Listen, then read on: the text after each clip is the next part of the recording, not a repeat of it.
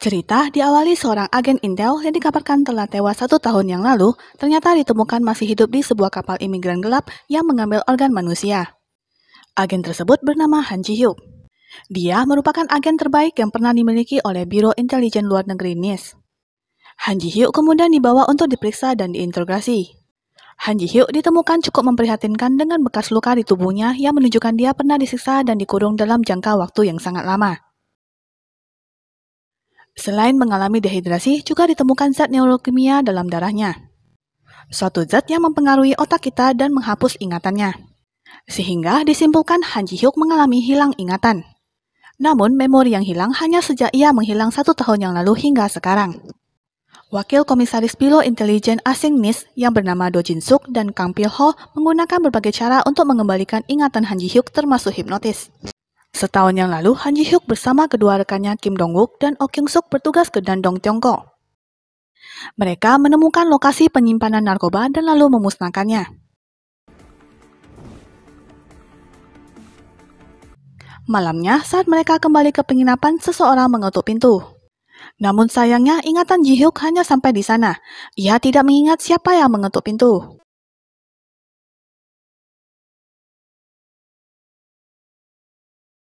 Kemudian Do Jin-suk meminta Kang Pil-ho untuk segera menugaskan Han Ji-hyuk. Psikiater Kim Yo-jin memperlihatkan foto kedua rekan yang telah tewas terbunuh ke Han Ji-hyuk. Ji-hyuk tetap tidak mengingat apa yang terjadi pada malam itu. Psikiater Kim lalu melaporkan ke Kang Pil-ho. Han Ji-hyuk menerima kematian kedua rekannya sebagai kegagalannya. Selain itu, dia juga menderita PTSD dan selalu mengkonsumsi obat antidepresan dan penghilang sakit. Namun, kemungkinan jika dia tidak bisa mendapatkan resep obat tersebut, ia menggantikannya dengan obat narkotika. Han Ji-hyuk pun diizinkan pulang ke rumah. Keesokan harinya, Han Ji-hyuk menemui So Soo-yeon yang pernah menjadi rekannya setahun yang lalu di Biro Intelijen Asing NIS. Namun, kini dia telah dipindahkan ke bagian Biro Intelijen Domestik sebagai ketua tim. Sebelum Han Ji-hyuk berangkat ke Dandong bersama dua rekannya Kim Dong-wook dan Oh Kyung-suk, So Soo-yeon pernah meminta agar Ji-hyuk memprioritaskan keselamatan rekannya. Namun Ji-hyuk tidak menepati janjinya, kedua rekannya terbunuh di sana, dan salah satunya adalah Oh Kyung-suk yang merupakan kekasih dari So Soo-yeon. So Soo-yeon memaksa Ji-hyuk untuk mengingat kejadian malam itu, siapa yang membunuh kekasihnya itu. Beberapa waktu kemudian, Kang Pil-ho menugaskan Han Ji-hyuk kembali ke bagian pusat informasi kriminal NIS. Di sana, atasannya adalah Han Dong-kyun, yang juga merupakan salah satu rekannya dulu. Mereka kemudian merekrut Yoo Jae menjadi rekan baru Han Ji-hyuk. Jae sudah bekerja selama 7 tahun di bagian tim pemrosesan data dan kini ia melamar ke bagian lapangan. Malamnya, seseorang memberi petunjuk agar Ji-hyuk ke pusat pembelanjaan M-Mart dan memeriksa loker bernomor 8. Loker dibuka dan di dalamnya ada sebuah flash disk. Flash disk tersebut berisi video dirinya sendiri yang mengingatkan ada pengkhianat di agensi mereka. Dan dirinya jugalah yang menghapus ingatannya sendiri untuk mencari si pengkhianat. Dari video tersebut, Ji-hyuk kemudian mencurigai So Soo-yeon, Ha Dong-kyun, Do Jin-suk, dan Kang Pil-ho. Di tempat lain, Ju Yong-tae meminta So Soo-yeon yang kini bekerja di bawah naungan Biro Intelijen Domestik untuk menyelidiki Han Ji-hyuk. Apalagi Wakil Komisaris Biro Intelijen Domestik Lee In-hwan juga tertarik dengan informasi mengenai Han Ji-hyuk. So Soo-yeon mau tak mau menerima tugas tersebut. Ha Dong-kyun memberi informasi mengenai bandar narkoba yang berasal dari Cina yang kini sedang berada di Korea. Dia bernama Jang Kwon-chul, wakil ketua geng Hwayang. Geng yang pernah diincar oleh Han Ji-hyuk 1 tahun yang lalu.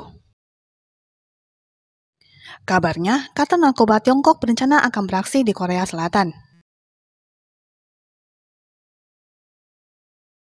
Ha Dong-kyun menawarkan dirinya untuk dapat menangani kasus tersebut dan berjanji akan menangkap Jang Kwon-chul. Han Ji-hyuk meminta bantuan Cho Mung-ki untuk mendapatkan berkas kasus proyek beruang coklat yang pernah ditanganinya 1 tahun yang lalu.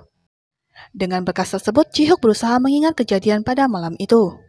Setahun yang lalu, sebelum dirinya ditugaskan ke Dandong, Kang Pil-ho menjelaskan misi berikutnya untuk Han Ji-hyuk, Oh Kyung-suk, dan Kim Dong-wook. Salah satu agen mereka yang bernama Kim Dong-hwan ditemukan tewas terbunuh di kamar hotel di Dandong. Selain Kim Dong-hwan, ada 2 agen lain yang terbunuh pada hari yang sama dengan cara yang sama. Misi mereka berikutnya adalah menemukan pembunuhnya, dan proyek tersebut dinamakan proyek beruang coklat. Han Ji-hyuk, Oh Kyung-soo, dan Kim Dong-wook berangkat ke Dandong, Tiongkok. Di sana, Han Ji-hyuk menemui seorang informan yang bernama Lee Chung-gil. Lee Chung-gil adalah anggota dari geng Hwayang. Ji-hyuk meminta bantuan Lee Chung-gil untuk menemukan orang yang terlibat dalam kematian Kim Dong-hwan. Dari Lee Chung-gil, mereka mendapat informasi tempat penyimpanan narkoba dan membakarnya. Dan pada malam tewasnya kedua rekannya, seseorang mengetuk pintu. Ji-hyuk pergi membuka pintu, namun dia masih belum mengingat orang di balik pintu tersebut.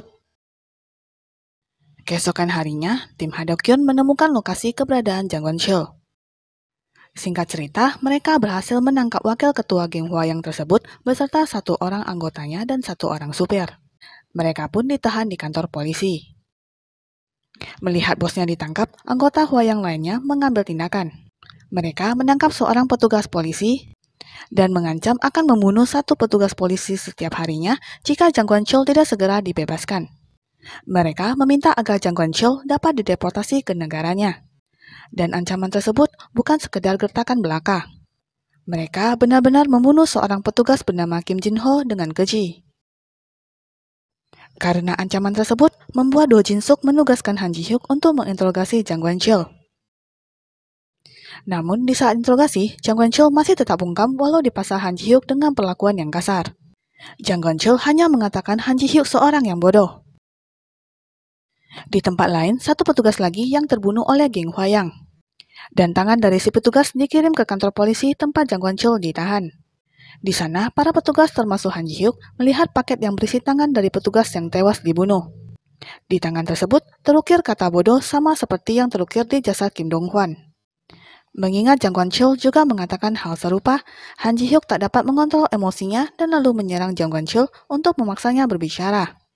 Beruntung, anggota tim lainnya segera menahan Han Ji-hyuk yang hampir membunuh Jang Won-chul. Jang Won-chul kini berbalik mengancam dan mengatakan, "Habislah kamu sekarang, Han Ji-hyuk." Ji-hyuk yang tidak dapat mengorek informasi dari Jang Won-chul lalu pergi menginterogasi sang supir. Namun si supir sama sekali tidak mengetahui apa yang sedang terjadi. Dia hanya bertugas sebagai seorang supir. Ji-hyuk kemudian memberikan nomor ponselnya dan memintanya untuk menghubungi nomor tersebut jika mengingat sesuatu. Han Ji-hyuk kemudian meninggalkan kantor polisi. Tak berapa lama kemudian, Han Ji-hyuk mendapat panggilan telepon dari Yo Jae. Jae memberitahukan bahwa salah satu rekannya dulu mendapat tugas untuk memperbaiki ponsel yang ditemukan saat penangkapan anggota kartel narkoba dari Tiongkok. Dan di dalam ponsel tersebut berisi data berupa foto Han Ji-hyuk saat di pelabuhan Incheon beberapa waktu lalu. Diduga pemilik dari ponsel tersebut mengenal Han Ji-hyuk. Han Ji-hyuk kemudian kembali ke kantor polisi.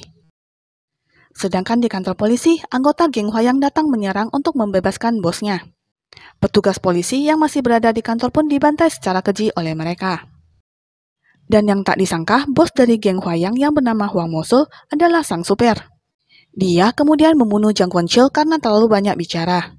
Hwang Mo-sul kemudian meninggalkan kantor polisi beserta anak buahnya. Di tengah jalan, rombongan Hwang Mo-sul berpapasan dengan Han Ji-hyuk. Han Ji-hyuk yang melihatnya kemudian mengejarnya.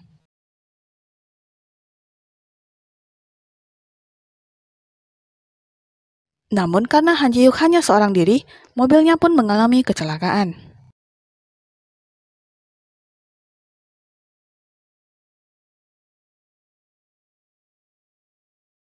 Hwang Mo-sul menelepon nomor ponsel yang pernah diberikan Han Ji-hyuk kepadanya di kantor polisi. Dia berkata telah mencari Han Ji-hyuk kemana-mana dan akan segera menemui dirinya. Ji-hyuk kemudian pergi ke kantor polisi. Di sana banyak petugas polisi yang terluka. Tampak jasad Jang Won-chul yang telah tewas. Han Ji-hyuk lalu pergi memeriksa CCTV untuk mencari tahu apa yang telah terjadi. Jang Won-chul dibunuh oleh sang supir yang ternyata adalah Hwang Mo-sul. Namun di deretan ujung anggota Hwayang tampak wajah yang tak asing baginya. Dia adalah Lee Chung-gil, informannya di Dandong dulu. Ji-hyuk teringat malam itu yang mengetuk pintu adalah Lee Chung-gil. Keesokan harinya, Han Ji-hyuk akhirnya mau bekerja sama dengan Yo Jae. Tugas pertama yang diberikan Ji-hyuk adalah mencari bibi Lee Chung-gil untuk mengetahui keberadaan Lee Chung-gil. Sedangkan Han Ji-hyuk mencari informasi lain dari seorang diplomat asal Cina bernama Lin Wei. Lin Wei memberikan informasi bahwa Bai Mosa adalah dalang yang mengendalikan geng Huayang dari belakang. Dia seseorang yang mengendalikan informasi rahasia dan memonopoli semuanya termasuk narkoba, penyelundupan, dan senjata. Di tempat lain, Yu Jie akhirnya berhasil menemukan Lee Chun-gil. Dia kemudian bersama Han Ji-hyuk pun ke lokasi di mana Lee Chun-gil berada. Lee Chun-gil kemudian menceritakan apa yang terjadi pada malam itu. Malam itu, dialah yang mengetuk pintu. Dia memang ingin menemui Han Ji-hyuk untuk memberikan informasi. Lee Chung-gil meminta Han Ji-hyuk untuk segera pergi karena anggota geng Hwayang akan segera datang. Dia juga mencurigai seseorang dari pihak Ji-hyuk telah berkhianat dan membocorkan lokasi mereka. Dan itu merupakan terakhir kali dia menemui Han Ji-hyuk. Lee Chung-gil kemudian memberikan informasi terbarunya. Mereka sedang menyelundupkan 200 kg sabu-sabu dari Hwadong ke Incheon, lalu mendistribusikannya ke seluruh Korea melalui jasa kurir. Kabarnya mereka akan menerima kiriman yang lebih besar yang dapat membuat Korea menjadi kacau. Namun melihat ada kesempatan, Lee Chung-gil memilih untuk kabur. Akan tetapi, dia meninggalkan sebuah paket yang berisi resi pengiriman kurir. Dan terdapat nomor seri di amplop depannya. Yo Jae ditugaskan mencari arti dari nomor seri tersebut. Di kantor, Yo Jae masih mencari apa maksud dari nomor seri tersebut. So Suyeon datang berkunjung dan bertemu dengan Jae. Suyeon memperingatkan Jae untuk jangan terlalu dekat dengan Han Ji-hyuk. Baginya, rekan kerja hanyalah alat yang bisa digunakan dan dibuang. Yo Jae tak menghiraukan perkataan So Suyeon. Tanpa sengaja, akhirnya ia menemukan arti dari nomor seri tersebut. Nomor seri tersebut adalah nomor pada sebuah kontainer. Kontainer tersebut sekarang berada di terminal kontainer di Incheon. Mereka pun langsung pergi ke lokasi. Han Ji-hyuk memutuskan untuk mencari kontainer tersebut sendirian.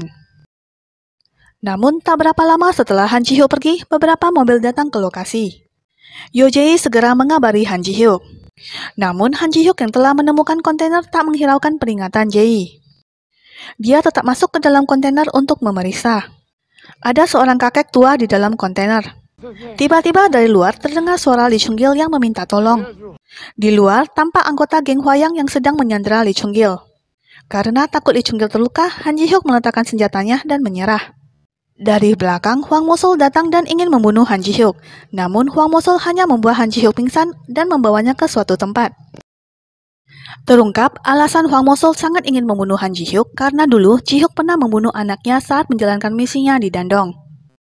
Han Ji-hyuk kemudian disiksa hingga tak sadarkan diri.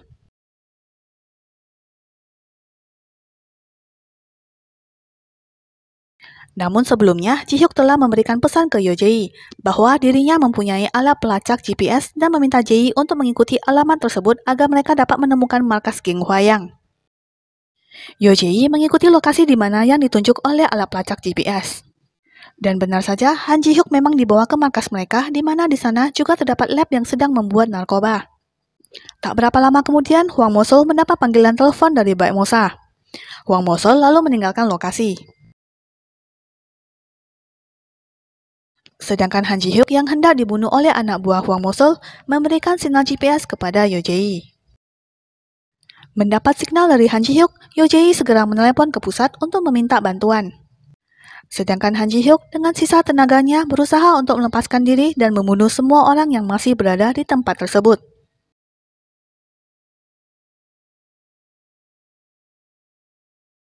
Han Ji-hyuk kemudian segera mencari Lee Chung-gil. Sebelum meninggal, Lee Chung-gil memberitahukan bahwa dulu setelah Han Ji-hyuk menghilang, dia pernah menelepon Bin untuk mendapatkan pelindungan. Namun, sekelompok orang muncul di tempat pertemuan untuk membunuhnya. Lee Chung-gil mengingatkan jangan percaya siapapun. Yo Jae akhirnya masuk ke lokasi tanpa Han Ji-hyuk disekap. Dirinya yang pertama kali ke bagian lapangan syok melihat semua yang telah tewas berlumuran darah. Keesokan harinya, Korea gempar dengan berita penangkapan anggota kartel narkoba internasional yang membuat lab sabu-sabu berskala besar. Narkoba yang disita cukup untuk 500.000 orang sekaligus. Han Ji-hyuk kemudian meminta bantuan Cho Moo-ki untuk memeriksa siapa yang menerima panggilan telepon darurat dari Dandong 1 tahun yang lalu. Cho Moo-ki lalu bergegas mencari ke ruangan server.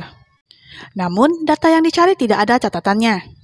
Yang berarti tidak tertulis siapa yang menerima telepon karena datanya telah dihapus. Di saat bersamaan, seseorang juga sedang meretas server Intel mereka. Setelah diperiksa, si peretas menggunakan laptop seorang agen bernama Choi Lak yang telah meninggal setahun yang lalu. Sementara itu, Han Ji-hyuk tiba-tiba teringat dengan Direktur Choi Lak. Dia tidak mengetahui Direktur Choi telah meninggal karena bunuh diri. Sebelum meninggal, Direktur Choi membuat sebuah program peretasan. Kabarnya, Badan Intelijen Nasional menggunakan program tersebut untuk menyelidiki warga sipil. Menurut Yoo Jae, banyak hal yang mencurigakan terkait kematian Direktur Choi. Dalam kesehariannya, Direktur Choi tidak pernah mengkonsumsi obat tidur, namun dia diberi obat tidur dosis tinggi tanpa resep. Sepertinya, anak dari Direktur Choi bernama Choi Sang-kyun berkaitan dengan insiden peretasan ini. Jae meminta bantuan Ji-hyuk untuk menemukan Sang-kyun. Di tempat lain, tampak Sang-kyun sedang membuat janji temu dengan seorang reporter Jang Ho-sung di sebuah pusat perbelanjaan.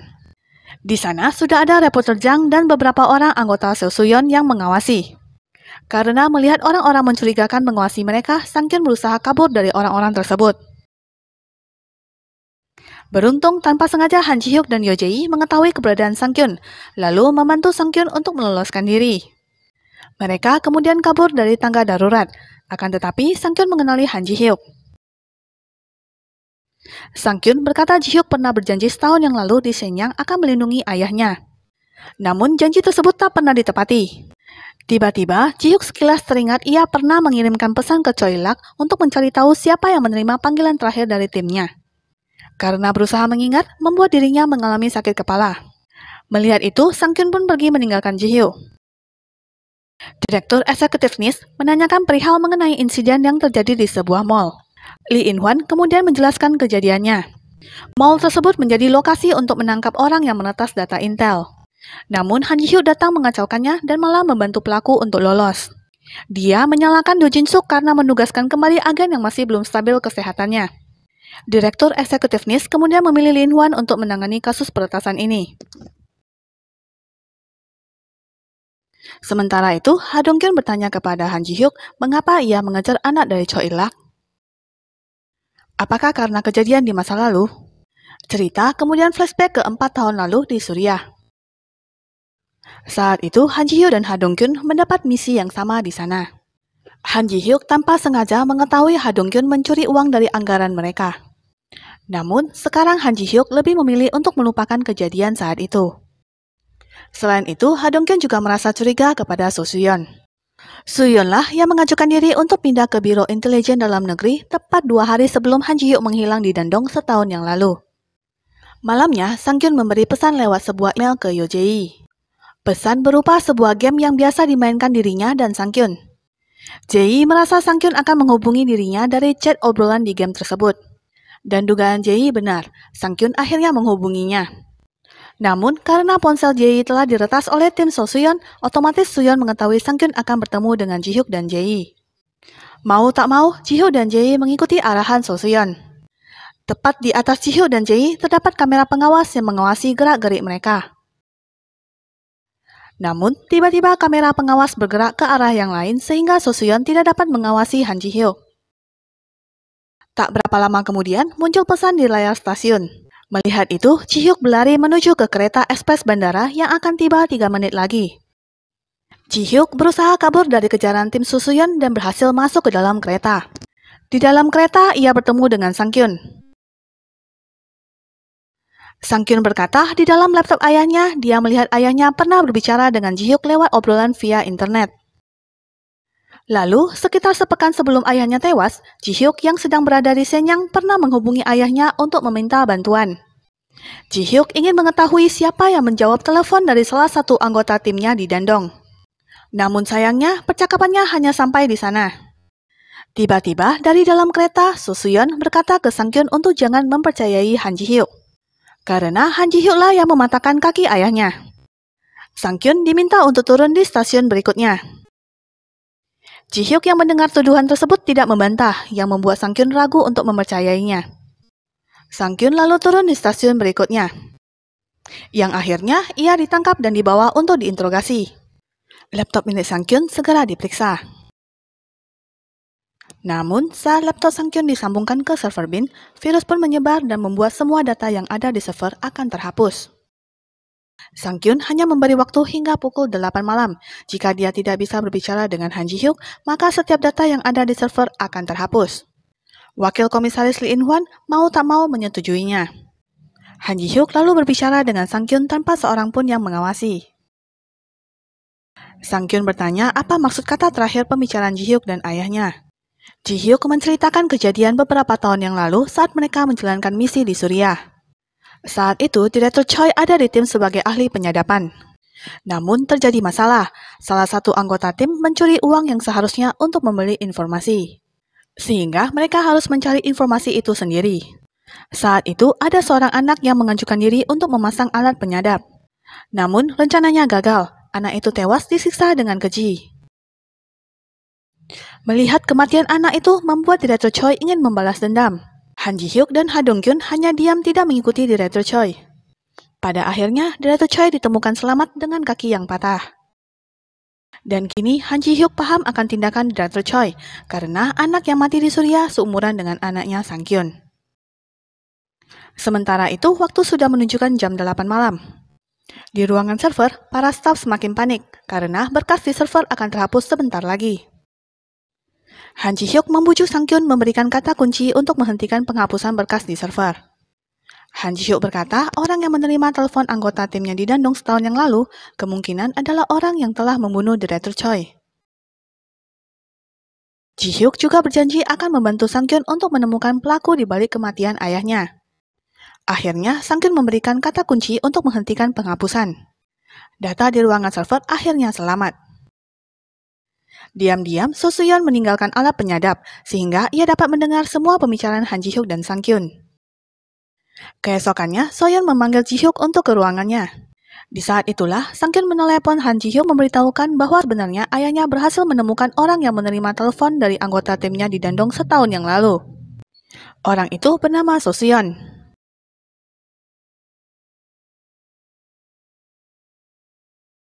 Han Ji Hyuk menatap tajam So Soo-yeon yang sedang berada tepat di depannya.